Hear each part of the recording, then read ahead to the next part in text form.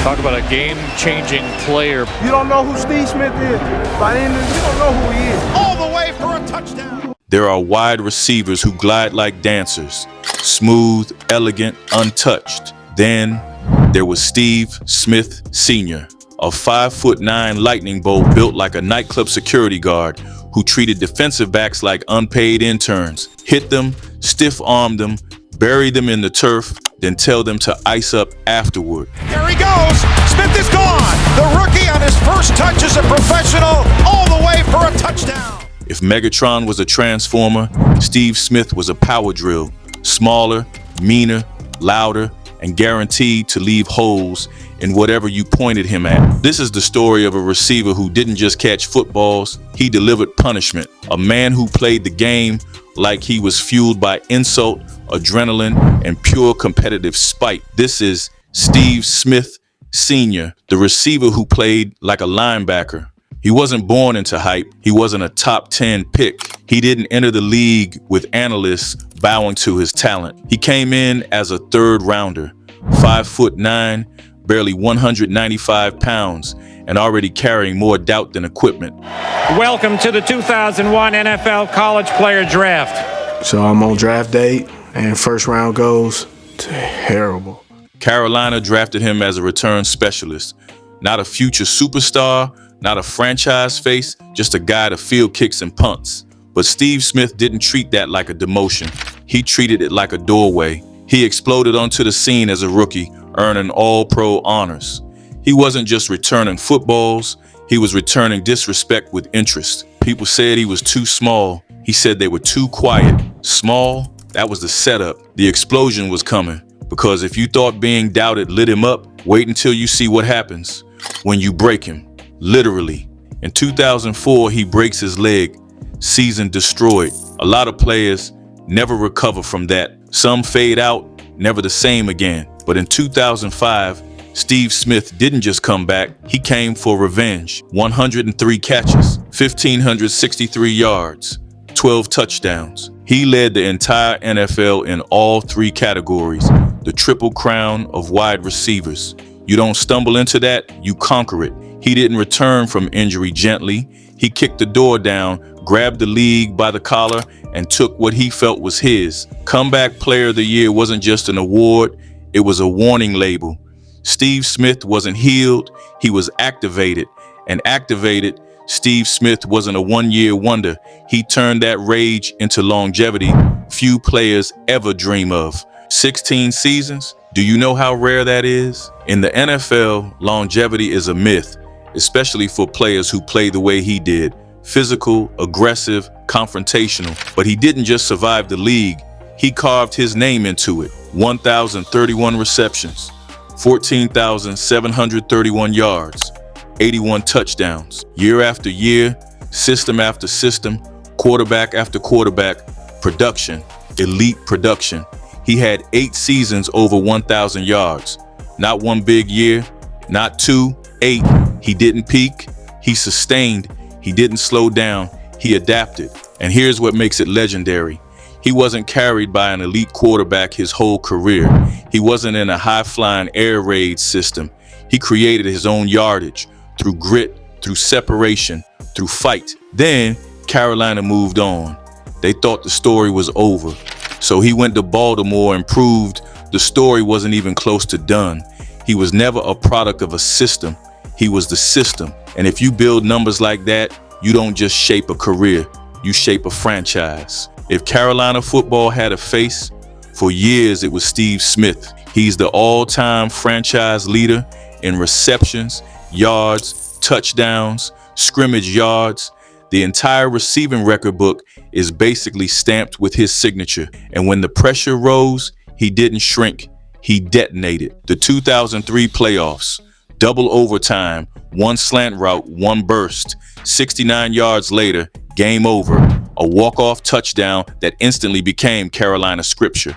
Then 2005 versus Chicago, 218 yards, 2 touchdowns. In the playoffs, those aren't just numbers. That's domination under playoff oxygen. When the moment got heavy, Steve got louder. But that was just what he did as a receiver. Because early on, He wasn't just a threat with the ball, he was a threat from anywhere on the field.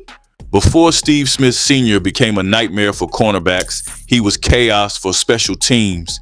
He wasn't drafted to be the #1 receiver. He wasn't gifted the spotlight, the playbook, or the trust right away. He earned it the hard way by being useful everywhere. Early in his career, he wasn't just running routes. He was taking punts through traffic like a bowling ball, skipping across concrete. He was returning kicks with the energy of a man who had something to prove on every blade of grass. He turned field position into a weapon, momentum into gasoline, and one missed tackle into 6 points before defenses could even blink. That versatility was more than a role. It was a warning sign, because players who can do one thing are dangerous. Players who can do everything are nightmares. Steve Smith didn't wait for the offense to feed him. He hunted opportunity. Screen passes, he'd carve through a defense like a chainsaw through plywood. Jet sweeps, he'd hit the edge like he was shot out of a slingshot. Deep routes, he'd stack a corner's hip like he owned the route from the snap. And what made him special wasn't just that he could do every job, it's that he did every job violently. There were returners who were fast, receivers who had great hands, slot guys who were slippery. Steve Smith was all three, wrapped in barbed wire. If you pressed him, he'd bully his way off the line. If you sagged off, he'd take the free 5 yards and dare you to come closer. If you tried to tackle him, you needed angles, leverage, prayer, and even then, it probably wasn't enough, because he didn't believe in going down on first contact. He didn't believe in stepping out of bounds to avoid a hit. He didn't believe in sliding gently onto the turf. He believed in earning yards with violence. Every catch became a mission. Every run became a challenge. Every defender became a target. That's why versatility mattered, not just because he could do everything, but because he could do everything angry. He could be your deep threat, your possession receiver, your spark plug returner, your tone setter, your momentum shifter, your safety valve, your knockout punch. He wasn't just a position, he was a problem, and defenses knew it. Game plans weren't about stopping Carolina's offense.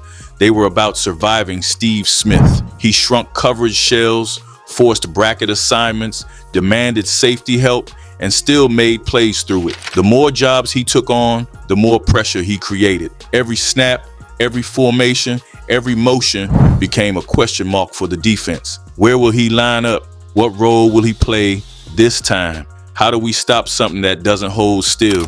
Some receivers wait for the ball. Steve Smith created reasons to give him the ball. That's not versatility, that's offensive gravity. But if his body was the weapon, his mind was the part that really terrified defenders. Steve Smith didn't just beat defenders physically, he beat them mentally. He talked, and he talked loud. He played like every cornerback owed him money. He wanted contact, he wanted confrontation, he wanted to fight. He didn't run away from defenders, he ran at them, through them, over them. Some receivers played to be elusive. He played to be unavoidable. And when you bring that kind of force to the game, eventually the question becomes, will the Hall of Fame recognize it?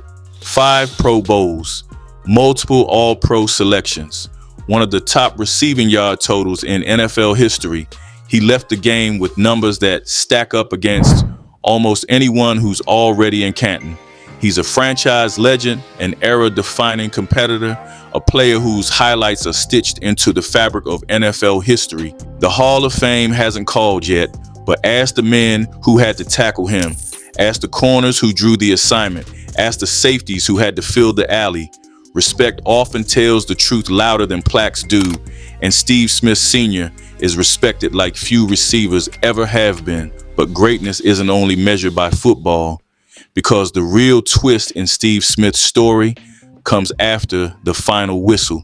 For years, Steve Smith Sr. was known as the angry receiver, the fighter, the trash talker, the jawbreaker in cleats. But peel back the armor, and there's a completely different story underneath it. Because when the helmet came off, when the pads were hung for the last time, Steve Smith didn't walk away from football a villain.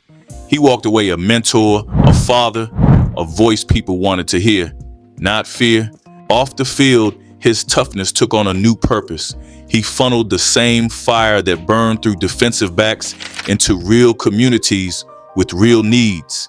He dedicated himself to outreach, mental health conversations, domestic violence awareness, and countless acts of help that didn't make highlight reels, but left marks just as lasting as any touchdown. This is the part of Steve Smith's legacy many people never see, because warrior stories trend, but healing stories don't always headline. But this one should. He didn't retire into silence. He became a force in a new arena, a voice for those battling things much heavier than press coverage. People fighting demons, doubt, trauma, the kind that doesn't show up on an injury report.